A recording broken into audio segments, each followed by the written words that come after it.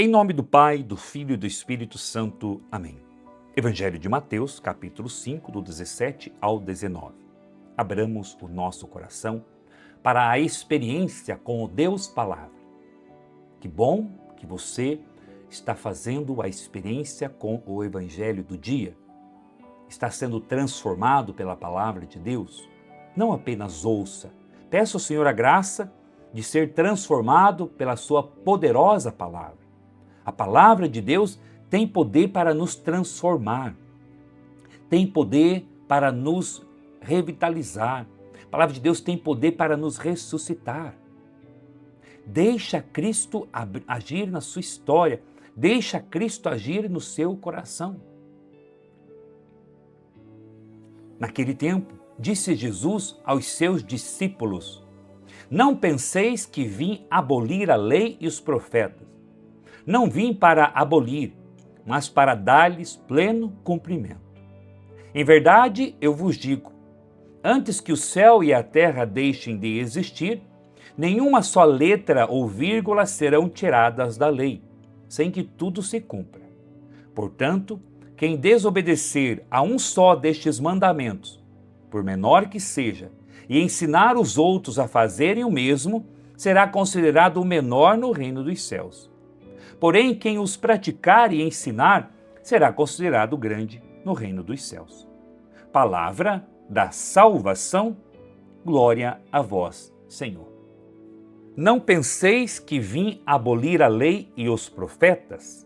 Este é um texto profundamente teológico. Jesus responde a uma dúvida que existia entre muitos judeus. Será que ele veio substituir Moisés? E o Senhor responde: não vim abolir, mas dar pleno cumprimento. Jesus não destrói a antiga aliança.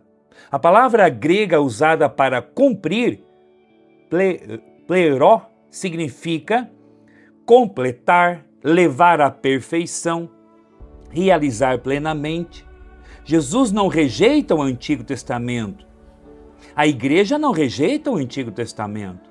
Tanto é que nas leituras de final de semana, nós ouvimos quase sempre a primeira leitura do Antigo Testamento, Salmo também do Antigo Testamento, e o Novo Testamento, porque o Novo Testamento dá sentido em toda a palavra de Deus. O verbo que se revela, esse verbo que já existia lá na criação, no livro do Gênesis, quando Deus cria por meio da palavra, e a palavra se fez carne e habitou no meio de nós, e o Espírito pairava sobre as águas. Então nós vemos a ação da Trindade lá no capítulo 1 do livro do Gênesis. Então ele revela o verdadeiro sentido. Tudo apontava para a lei, os profetas, o templo e os sacrifícios. Santo Agostinho, ele diz, no Novo Testamento está oculto no Antigo. O Antigo torna-se claro no Novo. Toda a Escritura converge para Cristo. Então Cristo é a plenitude da lei. Os fariseus concentravam-se na observância exterior. Jesus conduz ao interior. Não basta não matar, é preciso não odiar. Não basta não adulterar, é preciso purificar o coração. A lei torna-se mais profunda. Então não é uma questão de agora eu sou de Jesus, eu sou livre, eu posso fazer o que eu quero. Não, essa compreensão está errada. Quando Jesus diz eu não vim abolir a lei, quer dizer, eu não vim negar o que aconteceu até agora. Mas eu sou o sentido profundo da lei, eu que vim dar o cumprimento perfeito da lei. Então, para que você viva a lei, até mesmo viver a lei em Deus, você precisa ter uma comunhão profunda com Jesus e o Espírito Santo, porque daí rezar não vai se tornar um peso, ir à missa não vai ser um peso, ler a palavra não vai ser um peso. Por quê? Porque você está fazendo por amor a Jesus, não somente por uma lei e uma obrigação. São Tomás ensina que a nova lei é principalmente a graça do Espírito Santo derramada nos corações. A santidade não nasce apenas da obediência a normas, mas da ação interior da graça. Nem um só traço da lei, diz o Senhor. Jesus usa a menor letra do alfabeto hebraico para mostrar a perfeição do plano divino. Nada da revelação de Deus é inútil. Muitas vezes queremos escolher quais ensinamentos de Deus iremos aceitar. Jesus ensina que a fidelidade deve ser integral. Eu não posso escolher partes da palavra para viver, não. Então, nós corremos o risco de relativizar a vontade de Deus. Quem desobedecer a um só desses mandamentos, mesmo dos menores, será considerado o menor no reino dos céus. Papa Bento XVI, ele dizia: a crise da fé começa quando o homem se coloca acima da verdade revelada. O discípulo não adapta o evangelho à sua vida, ele adapta a sua vida ao evangelho. Aqui está o segredo, irmão.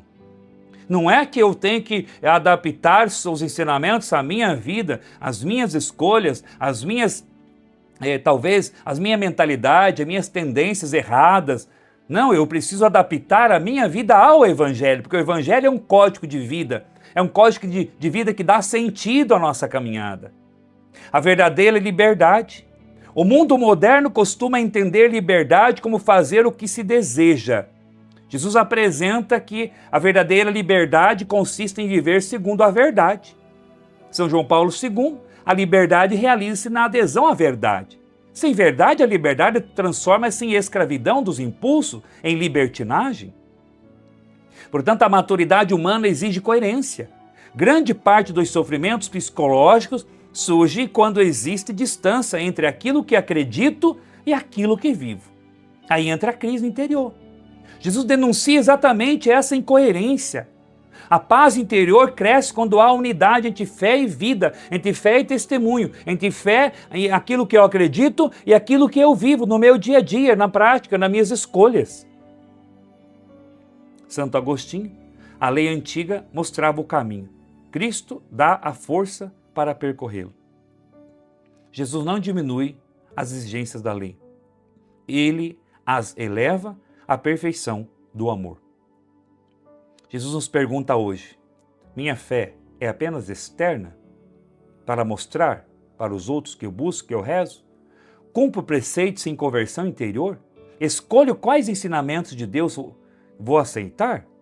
Vivo uma fé coerente durante a minha vida, durante o meu dia a dia? Jesus não veio tornar a lei mais fácil, veio torná-la mais profunda, levando-a do papel para o coração. A santidade começa quando deixamos de perguntar o mínimo que precisamos fazer e passamos a perguntar quanto podemos amar. Que hoje a palavra de Deus, forte, profunda, nos motive a buscar a Deus, a santidade, as regras, sim, mas as regras por amor, guiados pelo Espírito. Aí sim, a religião não vai se tornar um peso, vai ser uma graça ser de Deus, uma graça ser católico, uma graça rezar. Por quê? Porque eu busco, porque eu amo a Deus, porque eu fiz uma experiência na minha vida com Jesus, com a palavra, com o Espírito Santo, e a minha vida foi transformada. E agora eu busco esta comunhão com o Senhor.